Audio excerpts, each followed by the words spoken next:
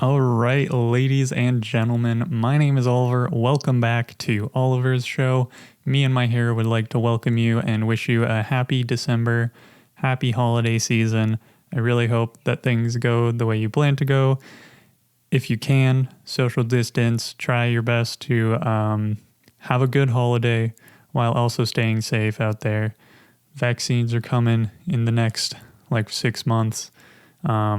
So yeah, looking forward to that, for this shit show to finally be over.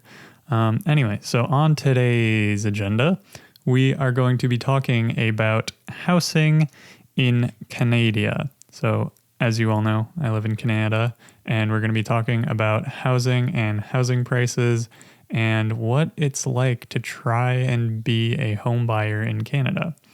But before that, I just want to talk about how much I love the winter weather. Just sitting inside and watching the snowfall and being able to go outside and experience the wonderful crunchiness of the snow after the first snowfall of the year is amazing. We just had our first snowfall. It was super nice. It wasn't super cold that day, so you got to go outside, you got to have fun, and also not freeze your butt off, which is a rare occurrence in Canada. So I love winter because of winter sports like hockey and snowboarding, but I absolutely despise winter because of how goddamn cold it is. I suck at dealing with the cold. I am the most, cold-blooded person. I know that's not the right terminology, but I'm the most cold-blooded person out there, and I freeze when it gets below 10 degrees, or when it gets negative 10 degrees. I just can't deal with it. There's some people who stand out there all impressive and as if the cold has no effect on them, but I am not one of those people. Anyhow, now that we got that stuff out of the way, I really hope you guys are all having a wonderful day. I'm having a great day. Exams are coming up in a week for me. I think my first exam is actually exactly a week today, so I should probably be studying for that instead of doing this podcast, because right now my grades for that class aren't looking too hot. But that's okay. We are going to talk about housing and the craziness that is the Canadian housing market. So, first off, let's start off by talking about this article that I read probably about 2 weeks ago, and I had a good conversation with my girlfriend about it. And the main idea of the article was that the majority of people who find their way into a middle-class lifestyle. So the main way to get to a middle-class lifestyle in Canada is now through inheritance rather than through working. So back in the day, in 70s or earlier industrial revolution times, you could work, you could go to college, you could get a degree, you could find a really good job and live a middle-class lifestyle. Now it's not quite as easy as that. The majority, because of the crazy high housing prices that have been happening, I think the average detached home in Toronto is selling for something like $1.26 million. So just the appreciation, and over the past 10 years, every single year, housing prices have been going up 5% or more. So, and that's way kicking inflation's ass and wage growth's ass, but we'll talk about that later. Yeah, so this is pretty crazy that the main way to a middle-class lifestyle in Canada is now through inheritance. So more people are inheriting their middle-class lifestyle than those who are able to work for it. And I think that there are a lot of factors relating to this, but I also think that it's kind of unfair, because if you started out kind of less privileged already, then this is essentially saying that your odds of owning a house are already going to be much lower, because a lot of your money is probably going towards renting. And so you don't get the investment and the equity in the house because you're paying off someone else's mortgage. And on top of that, if you are a less privileged person, in order to go to school and get one of these jobs that nowadays don't even pay that well, if you have to go to school and get these jobs, and to go to school, you have to get a student loan. And then you have to pay those off while paying your rent, while saving up for a mortgage. So I just like this, the cards are really stacked against people who didn't already start off well in Canada's current economy and situation. And I know like here it's like you can deal with it in Canada, but man, I really feel bad for the kids in the United States that start off in a bad spot because their student loans are just like to the degree where it's just like predatory, and it's not even like funny at this point. It's absolutely crazy. And some people like myself, I'll probably be able to live with my parents and save up money for a down payment, but some people might not have that option and are forced to rent somewhere. So again, that's less money going into their savings accounts and into their bank accounts, and less of a chance that they will actually end up owning a home. So I found this to be quite upsetting. I always hoped that this article is, I don't really remember too much about it, but I do remember that main idea was that the majority of Canadians are now owning homes through inheritance. And it just kind of goes to show you that the Canadian housing market is completely out of control. And you can't really even call it a bubble at this point because the appreciation continues to grow, and it's been doing so for the past like 30 years. I think the bottom of the market was the 90s, and we didn't get hit that hard in 2008, not as hard as the United States. So there wasn't even a big dip in 2008 when the financial crisis was happening. So if you look at a chart of Canadian housing prices, it's just been a nice diagonal line going up and up and up and up and up and up and up, and it does not look like it's going to be stopping. And especially this year was a crazy year for anyone who owned a home. And I mean like a detached townhouse, semi-detached, anything like that, because if you bought a house at the start of this year, I was talking with my mom, and one of her coworkers just purchased a new house at the start of the year, a new development, like they were building a house. And now those exact same houses, 9 months later, that didn't sell, or there's a very, very similar development going up like just a couple blocks away from them, are selling for $100,000 more than they were before. And I don't even think this house was $1 million home, which goes to show you, if you have a house that's $1 million home, you probably made more than $100,000 in home equity appreciation this year, which is absolutely insane. And the main reason for this, at least that I've seen in articles and my own thoughts, are that people are working from home. And since more people are working from home, more people need more space, and therefore detached houses are in much higher demand. Demand goes up. The supply wasn't quite there for a while because people weren't putting their houses on the market thanks to COVID. And yeah, so demand for detached houses and the suburbs of the greater Toronto area, like Mississauga, Whitby, North York, just all of those, Vaughan, all of these places have just gone crazy high in value. And it's been quite the wild thing to see. But that being said, the houses in the downtown core, like apartments and condos, have only really appreciated 1% to 2%. And because Airbnbs got slapped by the coronavirus, a lot of houses or apartments in downtown Toronto were Airbnb rentals. So now those people have to find full-time renters to rent their place to, because they might be like upside down on a mortgage or something. Or it's called underwater on a mortgage. So they have to find somebody to rent this place to. And now all of a sudden, the people who are renting in downtown Toronto have so many different options for renting that they can negotiate their prices down about like $300 to $400 per month on their like housing deals, which is pretty crazy to see as well. So rental prices in the city of Toronto, downtown core, have gone down about 12+%, and housing prices on detached homes have gone up 10 to 15%. and condo prices have only gone up about 1 to 2%. They've been pretty steady. People still want to buy condos, but when it comes to renting, the absolutely crazy rental prices, I think the same thing is happening in New York, but the absolutely crazy rental prices have begun to finally drop. So if you are a renter in Toronto or New York and you're looking for a house, now's a great time to negotiate with your landlord and try to get that price down and save some money over the time, because they want to keep you as their tenant and you want to save some money. So if you can come to a mutually beneficial agreement, it helps everyone. Right. So let's talk about this housing bubble situation. I would love it. I would love to see the housing market crash for my own kind of selfish interests, because I want to buy a house and I don't want to buy an expensive house and just see it get demolished by a bubble popping.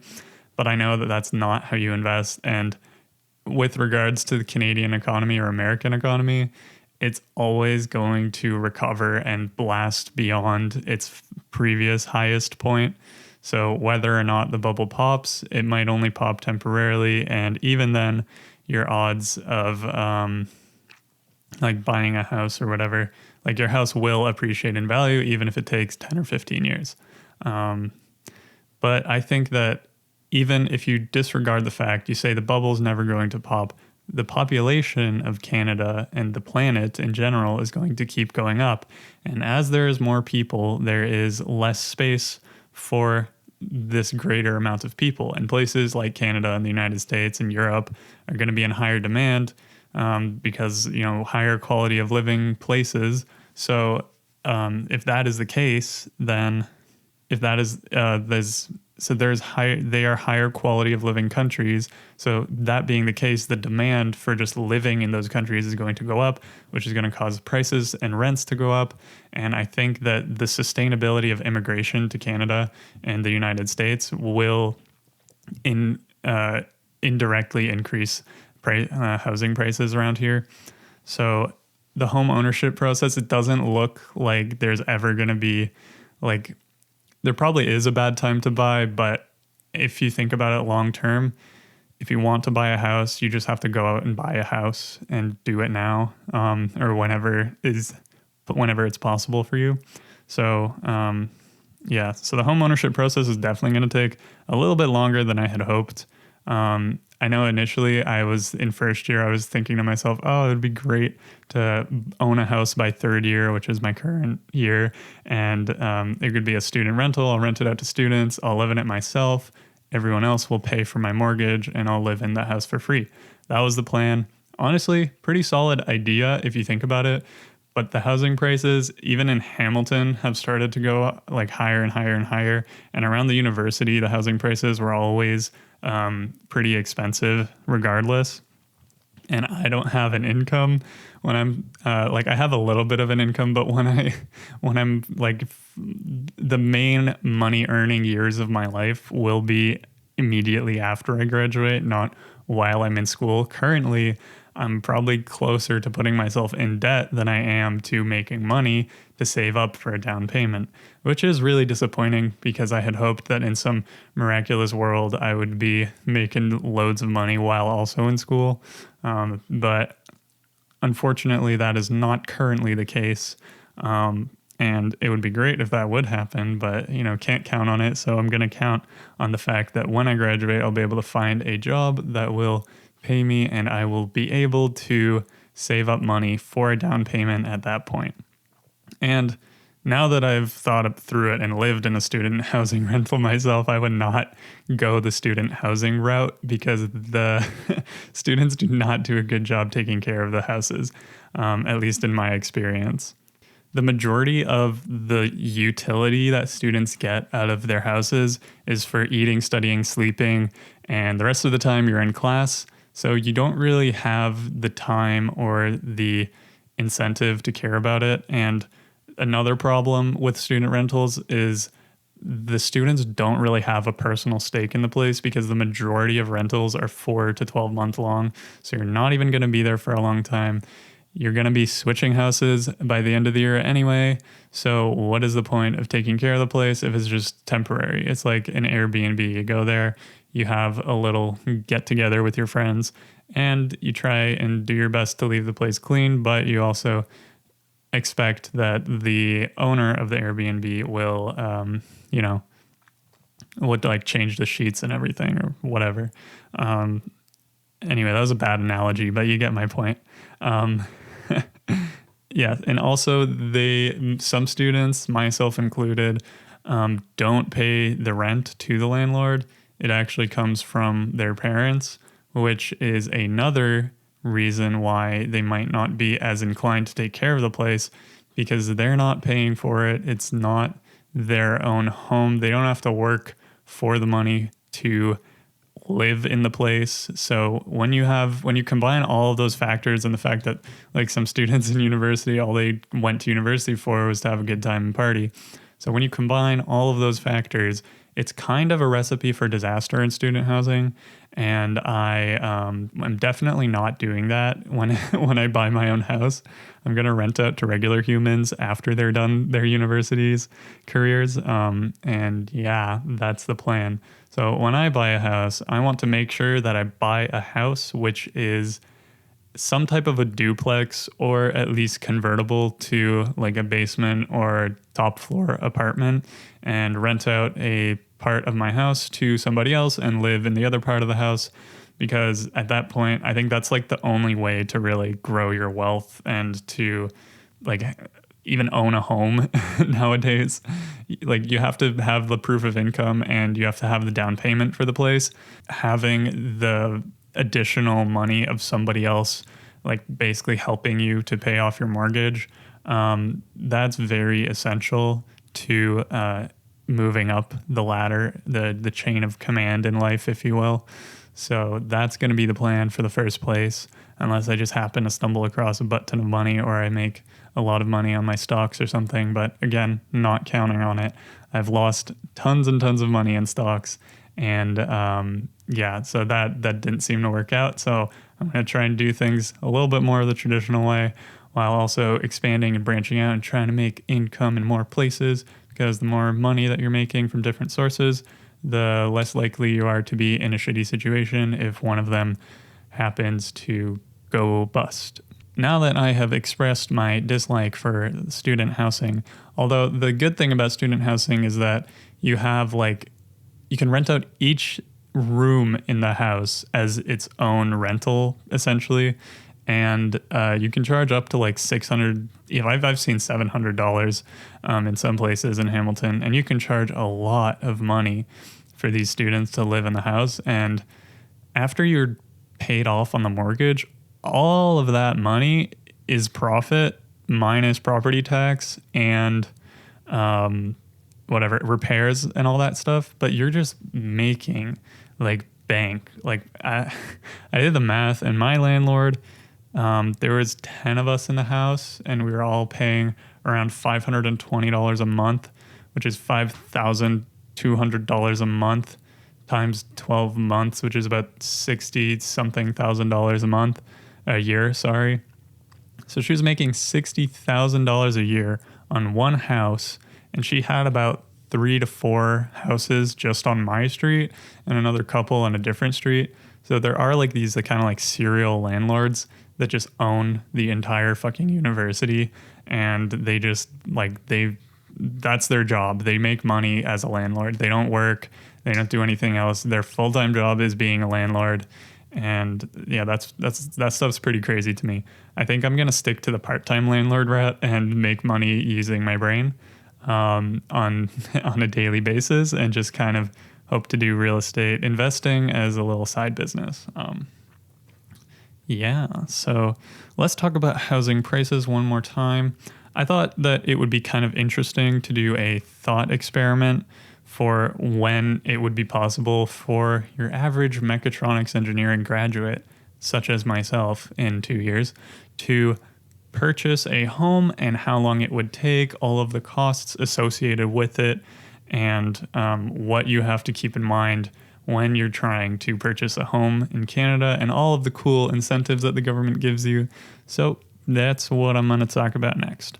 So In this scenario, I am almost certain that this will involve some type of living with your parents, or at least splitting rent with some other roommates in an apartment, and finding ways to increase income outside of your job, doing part-time work, things like that. So there's this very interesting thing called the Canadian Mortgage and Housing Corporation, which I think is a crown corporation, and they have a great tool online. And all you have to do is search up how much house can I afford, and the CMHC page will come up. Then it will ask you if you want to buy or rent and what your annual household income will be. So according to Indeed, the average starting salary for a software engineer in Canada is $75,000, and for a robotics engineer in Canada is $70,000. So let's just meet in the middle and say I'll be making $70,000 when I graduate in a best case scenario. Now, you have to have the money for this little thing called a down payment. So let's say that I have to live with my parents for a certain period of time. And in the second year of my work life, I switch jobs and get a 10% pay raise. And I keep doing this for up to 5 years. And by the time I'm in my 4th and 5th year of working, I'm making about $90,000 to $100,000, ideally. This is going to get complicated real quick, so stick with me. Bear with me. I'll try my best to explain everything. And I actually have to go to a class right now, so I'll catch you guys in about an hour once this class is over. Okay, so to figure out what the down payment would be on the price of our home, there's a few important notes that we have to go over. First, we have to know the price of the house that we want to buy, and we have to take into account two other things called the first-time homebuyer incentive and the homebuyer's plan. I'm going to be looking at house prices in the regions around Toronto because I want to live near the big city, but not inside the concrete jungle. So yeah. Anyway, I found this article from the Toronto Real Estate Board, and as of October 2021, the average price of a detached home in North York was $1.1 million.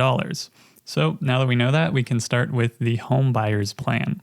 So the home buyer's plan allows Canadians to withdraw up to $35,000 from their Rrsp, Registered Retirement Savings Plan account, which is a retirement account if they are a first-time home buyer.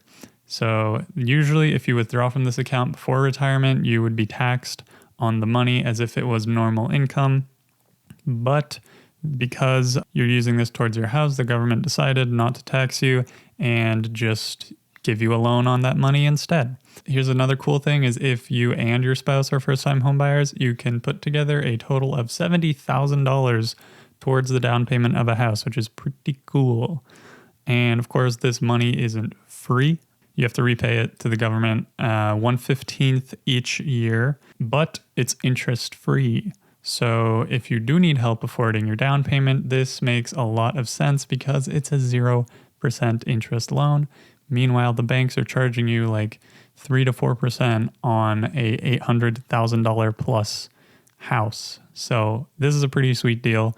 I would definitely take it, and I'm going to incorporate that in my calculations. There's one small caveat though. If you decide to pump up the account anytime within 90 days of closing on your house, you will not be able to use those funds. You have to use the money on the mortgage within 30 days of closing as well. And you have to put money into the account before 90 days before you purchase your house, So you have to keep that in mind. This is a long-term plan. You can't just last minute decide you want to get a free loan from the government. They don't do that. Now that we know how that works, we can talk about the first-time homebuyer's incentive, which is different from the homebuyer's plan. The first-time homebuyer's incentive is a shared equity loan, also with the Government of Canada. In this loan, the government will put down either 5% towards a resale house or 10% on a new construction home. Shared equity loans essentially means that you have to repay the government based on the current value of your home.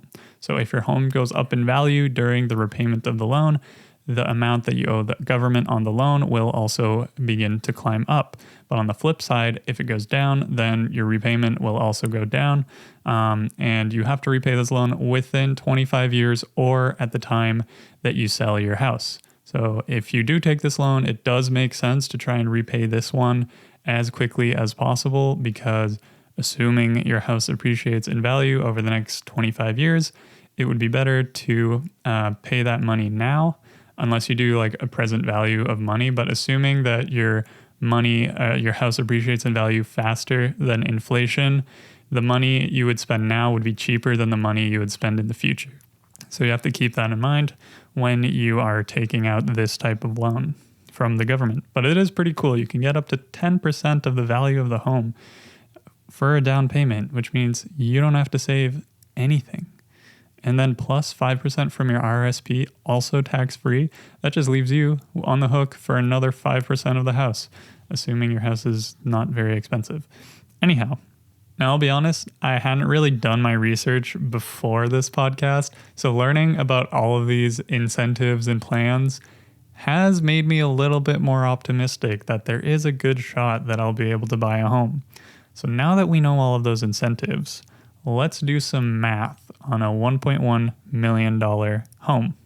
So assuming that I make 70 grand in my first working year, and let's assume that I live with my parents or I live somewhere extremely cheap and split rent with a bunch of roommates or girlfriend. And for the sake of argument, let's say my annual expenses are $15,000 per year after tax.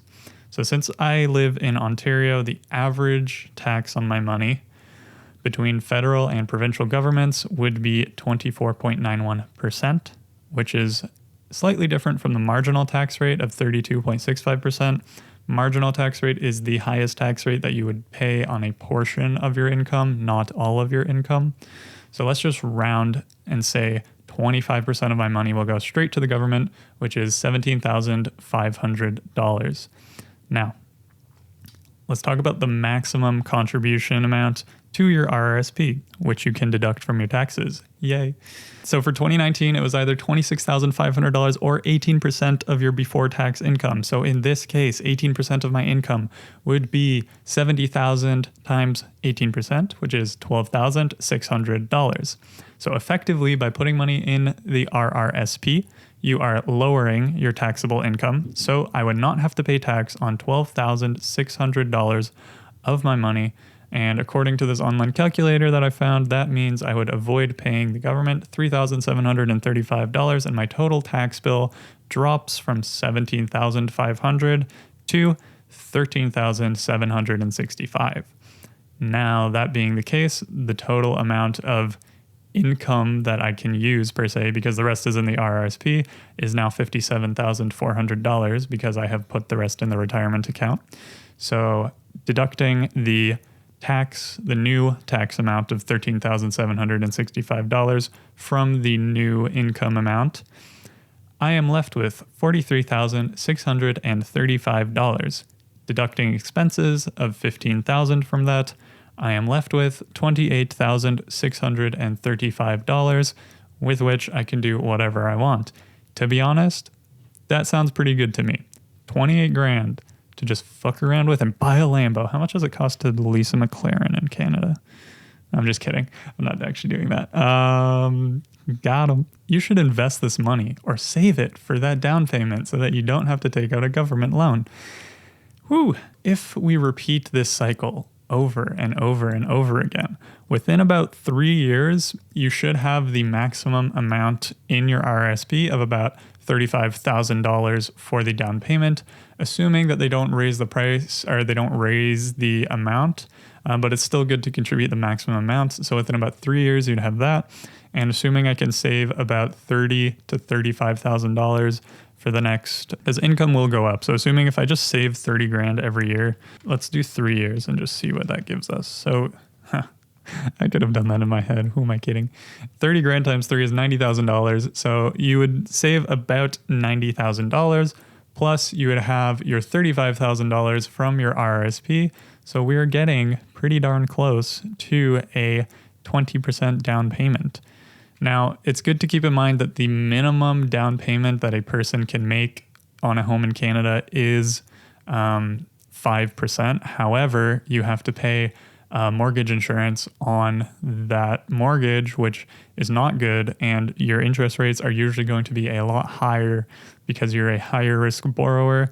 So to my view, the only thing that makes any sense is to at least put 20% down on your house, because either you don't want, if your property value goes down and you have to sell it for some reason, you don't want to be underwater on the mortgage and owe the bank money. So putting 20% down is always, always, always the safest option.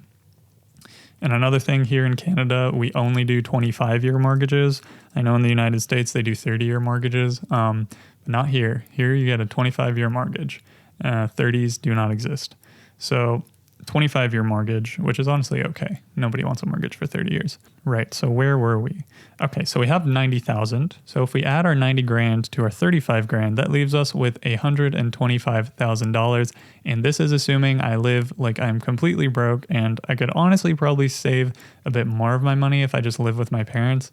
I could probably save everything if I just live with my parents. But in reality, I'm not too sure that I want to do that for... Yeah, we'll see. Anyway, it's a consideration that I will have to make, and hopefully my parents will be okay with that. Mom, I know you're listening. I hope you're okay with the fact that I will be living here till I'm like 27. So we got $125,000 for this down payment. Now on a $1.1 million home, and on a $1.1 million home, the down payment that we would need is $220,000. So this means that if you buy a new construction home for $1.1 million, you should be able to afford this down payment using the first-time homebuyers incentive and first-time homebuyers plan combined. And you only would be able to pay about 60% of that down payment out of your own pocket. So, or not even, you would only be able to pay, what is that, 90 grand of 22, 42-ish%. So you'd only be able to pay about 42% of the entire cost of the down payment on your house after saving money for a very long time, which is kind of a wacky thought. I guess 3 years isn't very long. Most people save from 5 to 7 years for the down payment on their house. But yeah, anyway, so it is possible within 3 years after graduation to have the money and the means and the plans to purchase a $1.1 million home. However, we have to go back to our can I afford it calculator. And let's say our down payment is how much can we afford? So the government and a new construction, let's assume we're buying a new house just because the government will give you more money for that. So let's assume that we can afford $250,000 down payment, and mortgage interest rates are really low right now. I've seen like 1.7. So, and I have a pretty sweet credit score, so you know I'm getting the best rates. Monthly expenses, how much do I spend every month? Let's go with like $1,250. You may be able to afford a home priced up to $535,000. Oh yeah. So this is the catch with income. So wait, let's say I'm making $90,000 by the time I'm in my third year. Not likely, but possible. 90 grand, who knows? Maybe salaries will go up by the time I finish my degree. So let's say it's 90 grand in year 3. There's another catch, which is you have to prove your past year's income. So they're probably not going to look at my current year's income. So on a 90 grand income, I would only be able to afford a $700,000 home. And that means that the average price of a townhouse in New York is actually exactly $700,000. So I would probably have to start in a townhouse or find a way to increase my income, so doing side jobs. And let's let's hope that I'm able to make another 10 grand on the side, okay? So we're making another 10 grand. Total is 100 grand. Total income is 100 grand for the year. My network connection is interrupted. So if I'm making 100 grand for the year, so yeah, that brings it up to about $800,000. So every 10 grand or so is about another $90,000 that you can afford on a house, 10 grand of income. So assuming this, I would probably need to be making about like $130,000 or $40,000 a year to afford the average home in North York, and those prices will only continue to go up in the coming years. So it's going to be tough, but it is possible. And I believe in everybody listening to this in their abilities to own a home. All right, guys. So real quick, I just wanted to talk about something else. I remembered that there was this chart that I saw, and I'll see if I can throw it up on the YouTube video. But essentially, it showed a trend of housing prices versus wage growth, average wage growth in Canada. And it's a funny chart. It's so hilarious. Oh my God. So the houses are going on this nice little diagonal. There's up, up, up, up, up. Wage growth is going flat, tiny bumps, flat, tiny bumps. So it's just ridiculous. The average wage growth in Canada has been garbage for the last 30 years. It has almost been unchanged, maybe gone up 5 to 10 grand. Average house prices, on the other hand, have probably increased like a good $400,000-$600,000. So this is also another problem that I think needs to be addressed. I'm not sure exactly how you would be able to kind of like shift the money out of the housing market and put it into wages. But if that could happen, that would be great, because then more people would be able to afford a house, or maybe just increase wages. Have people thought about this? Like, I know in Canada, like being a software engineer in Canada doesn't really make too much sense, because you could just go to San Francisco and get paid like twice as much for the exact same job in American dollars. Don't forget about that. USD, my friend, the big money. So yeah, looks like I'm moving to San Fran. No, just kidding. The cost of living there is way too high. But there is, maybe I will. Who knows? I haven't decided. I need to get a job first, so look out for that. I'm excited about that. Anyway, as I was saying, I think that's ridiculous. I think wages in general, average wages do really need to be going up way more than they are. I don't know if this is like, I think it's because there's a kind of a mismatch between what people do and what is in demand, or what people do and what pays well. The things that pay well are software, IT, technology, all of that stuff. Even like social media marketing and all that can pay really well. But all of these other things kind of that haven't evolved, like the workers are getting more efficient, but they are getting paid the exact same that they were 10 years ago, because the job itself hasn't really evolved. And I guess the unions aren't strong enough. So y'all need stronger unions. I don't know. I don't want to get into the politics of unions, but yeah, I think wages really do need to start increasing across the board for a lot of people, and people need to stop going into degrees that aren't going to pay well. It doesn't make much sense to do that. So hopefully the people can start to demand higher salaries, and corporations will begin to pay higher salaries, and people will be able to afford more houses. But of course, if people have more money, guess what? The demand is also going to increase, and the average price that somebody is willing to pay for a home is also willing to increase. So I really don't know where the middle ground is here. I'm not an economist. I don't know how to solve these kinds of problems. But it is something to think about, the fact that the cost of housing has probably like just eclipsed the wage growth by tenfold, which explains the whole, the thing I mentioned at the very beginning of the podcast, that inheritance is the main way to a middle-class lifestyle, because the cost of housing and living is going up and up and up, but your wages are not. So how on earth is, like, there's going to be a mismatch between what people can afford and what the real prices of things are, which is why nowadays you have to either have 2 or 3 incomes, or you have to get an insanely high paying job and really negotiate the hell out of your salary and get some good benefits or something, because it's really tough out here for everyone, that like for anyone. And guys, please, And another thing is people are buying degrees essentially that don't make any sense. They're just like a product that the universities are creating, but they don't really add any value to a person's life. Like, sure, you might learn a thing or two, but the value added compared to the cost of that degree, and oftentimes ending up in debt as well, it doesn't really make sense to me to go into a degree that won't get you a high paying job unless you have the money to go into a degree just for fun. But of course, that's different. That's just how I look at the world. So anyway, that's my 2 cents on the wage chart. So yeah. Now, regardless if you want to buy a home, we can all agree that these house prices are kind of ridiculous for everybody involved.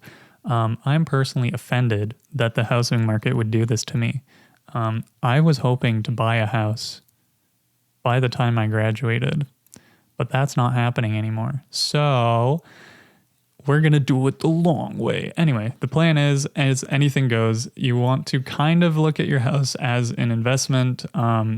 Eventually, once you have enough money that your investments can pay for all of your expenses, then you are financially free. And that is the ultimate goal. I want to buy this house, buy some more houses after it, and continue to rent out portions of the house.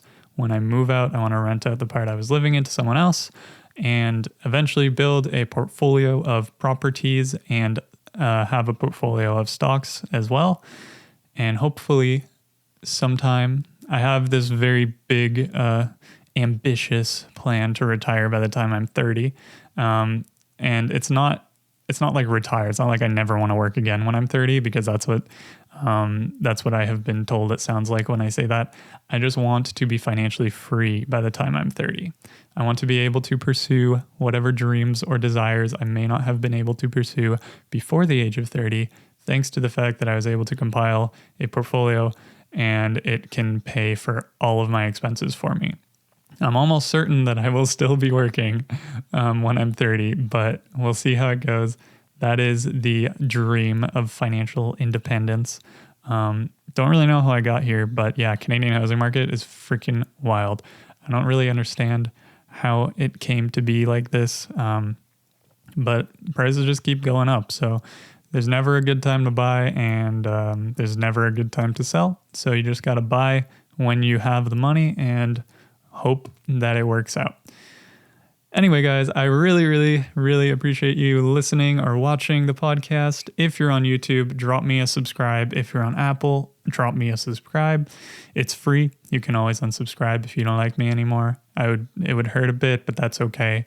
Drop me a like if you enjoyed this episode. Leave me a review, and I will catch you guys on the next one. Let me know what you want to hear next time. I really enjoyed this topic. It's something I'm super passionate about. So if you want to hear more like this, do let me know, and I will see you guys later. Bye.